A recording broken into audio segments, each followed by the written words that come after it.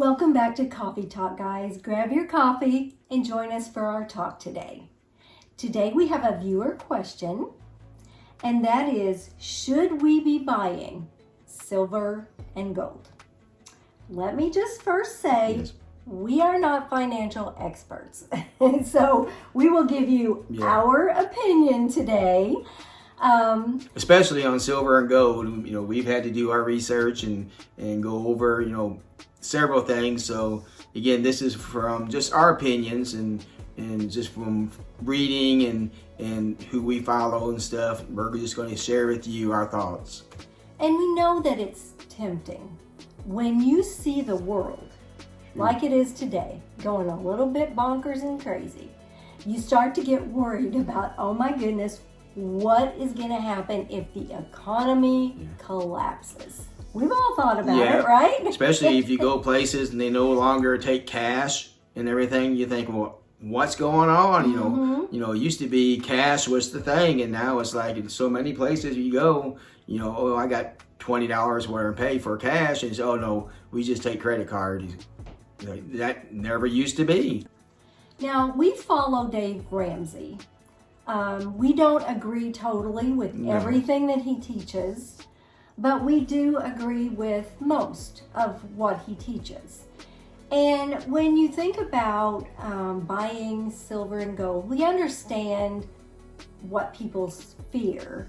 If I have cash and my cash is no good, I want something in my hand that I can hold that's of value. And we understand that. But the thing is, if the economy collapses and our money's no good, chances are gold and silver is not going to be that valuable either, really. Because when an economy collapses, what you want is barter items. Because instead of buying and selling, people go to bartering. You have milk, I need milk, I have vegetables from my garden, we'll trade, we'll barter. That's what people do when economies collapse. So if you're sitting here with all this silver and gold and you need milk or you need food, I'm not sure how much good that gold's going to do you. So that's something to keep in mind. And since the Roman age, that's what's happened when economies collapse. Gold and silver wasn't really what people wanted. They wanted something they could use to barter to get what they needed. So that's just something to keep in mind. We know that it can be fearful when you see economies and you see how much trillions of dollars our government is in debt. And it's not getting any better, it seems like. It's scary. It is. So you don't want to think, oh my gosh, I've got to get rid of all my cash and get this gold and silver. You're getting in a fear frenzy. We don't operate in fear. You need to keep your head about yourself and think about things logically and not get all upset, and study history. What has happened in the past when economies collapsed? They started bartering. Okay, what can you have that someone else may value? Maybe it's a talent. Maybe you can build things, or maybe you can fix things and somebody's got something they need. You could trade that off with them. So that's what is important when economies collapse.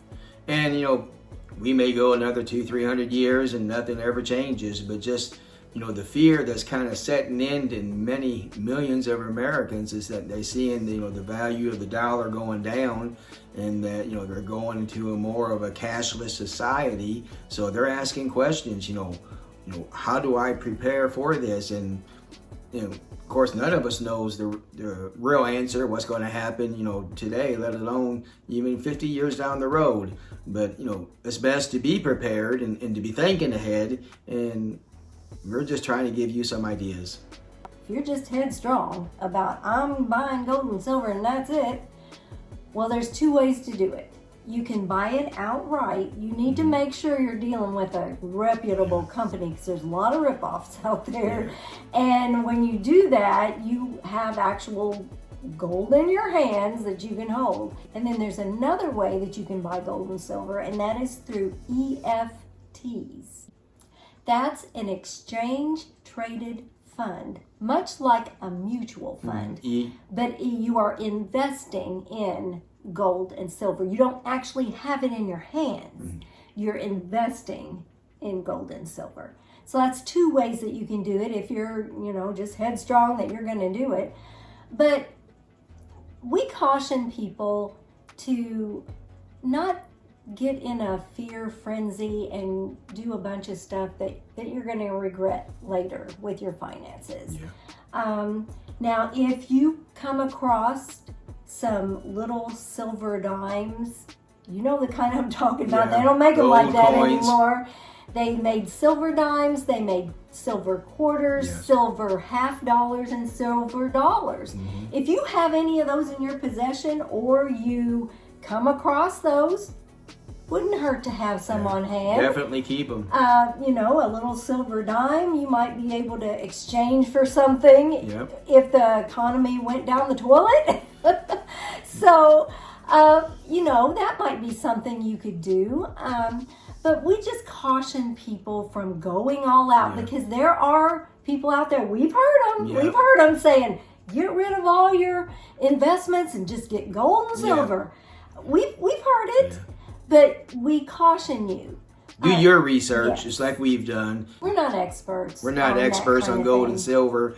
And so we're just giving you our advice. Yeah. So just keep your head on your shoulders. And you'll hear these people that are just gung-ho. That's the way to go. There's no other way to do it. Just use caution.